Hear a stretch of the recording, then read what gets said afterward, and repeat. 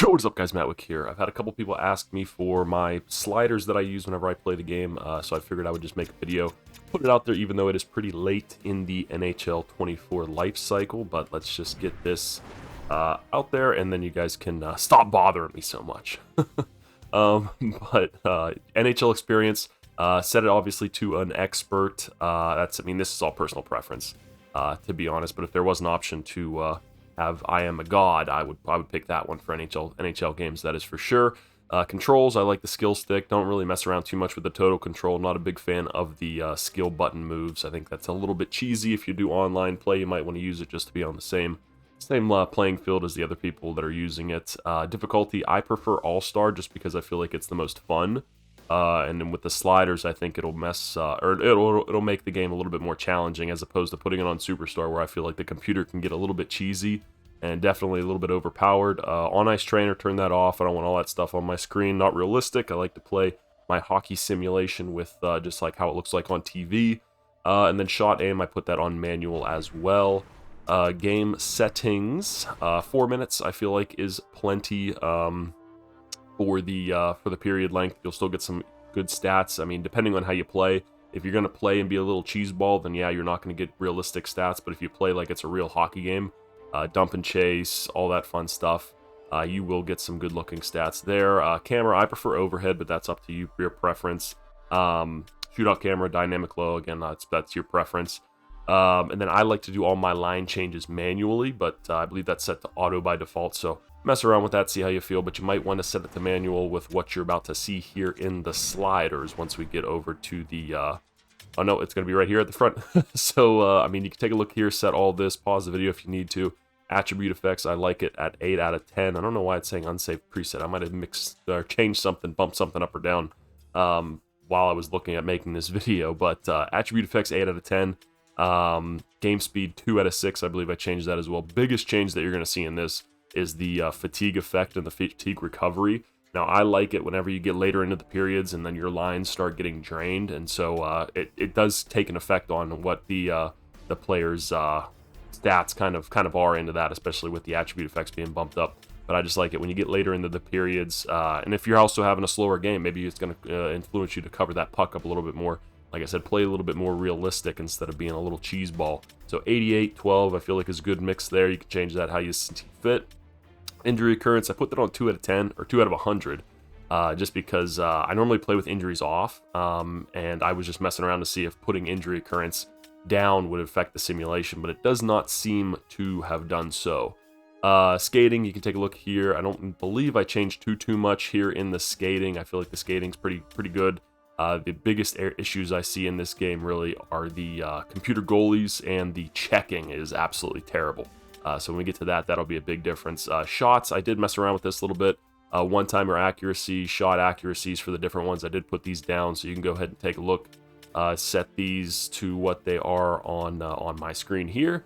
Bump the shot powers up a little bit, shot accuracies down a little bit, so you get more of a randomness kind of to the shot, whereas you'll get some of the higher overall players will just be lasering that puck into the back of the net.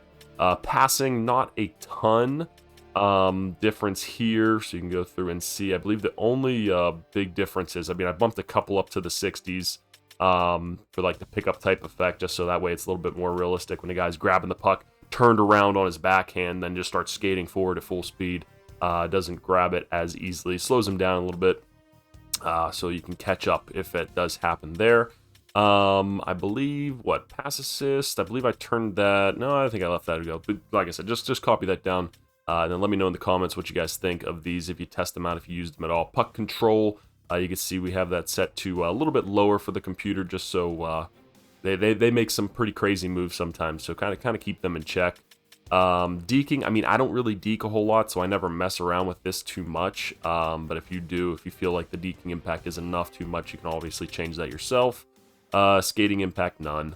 Goalie cover frequency, I turned that down to 14. Passing, 85, just to keep the puck in play. Like when nobody's around them, keep the game speed up. I feel like we see this a lot in the NHL.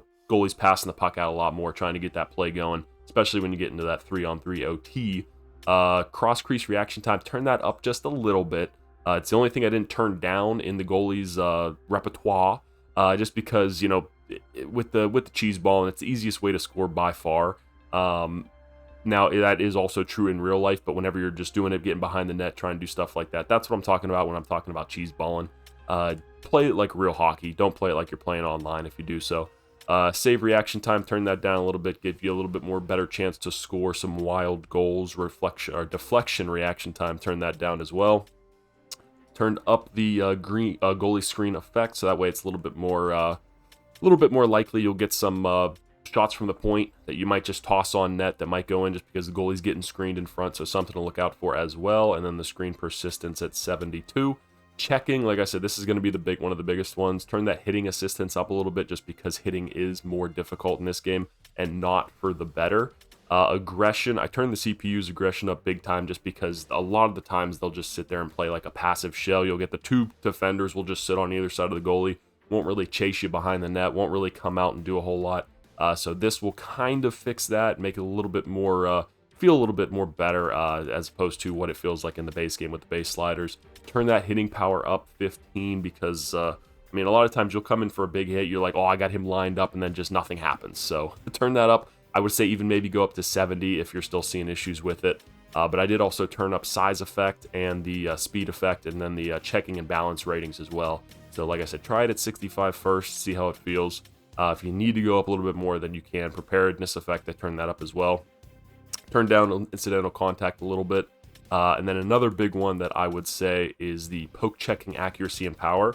Poke checking could get very cheesy as well in this game. I would say turn the accuracy down a little bit, but definitely I recommend turn the power up, because I can't tell you how many times I have the perfect poke check on a guy, only for the puck to just not move, stay at the puck carrier's feet. My guy can't grab it because it's at his feet and he can't get the puck out, and then the puck carrier just keeps going with it. So this will kind of alleviate that a little bit, send that puck maybe flying a little bit more, which it should if it's getting poked by a stick.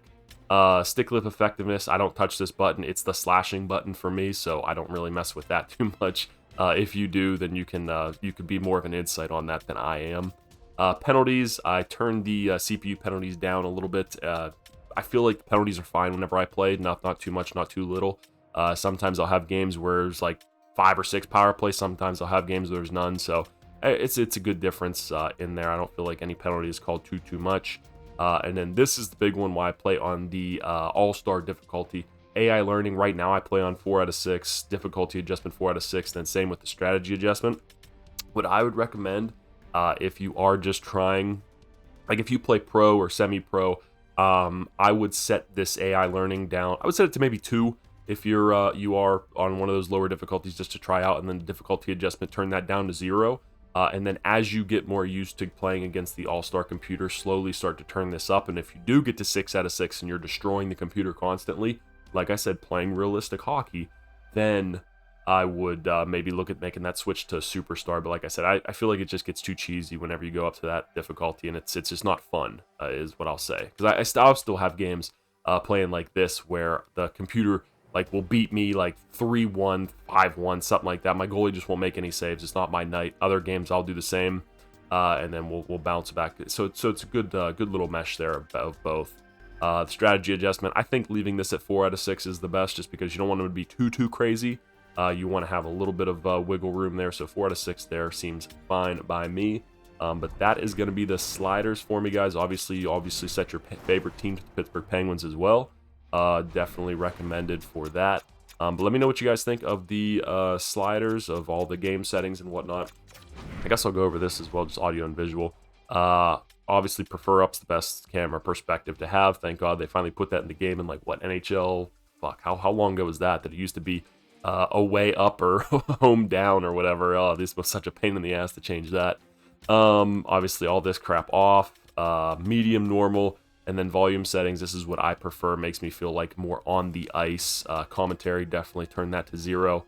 But yeah, that's going to be the end of the video, guys. Let me know what you think of the sliders. Let me know how they play. Any tweaks that you would make.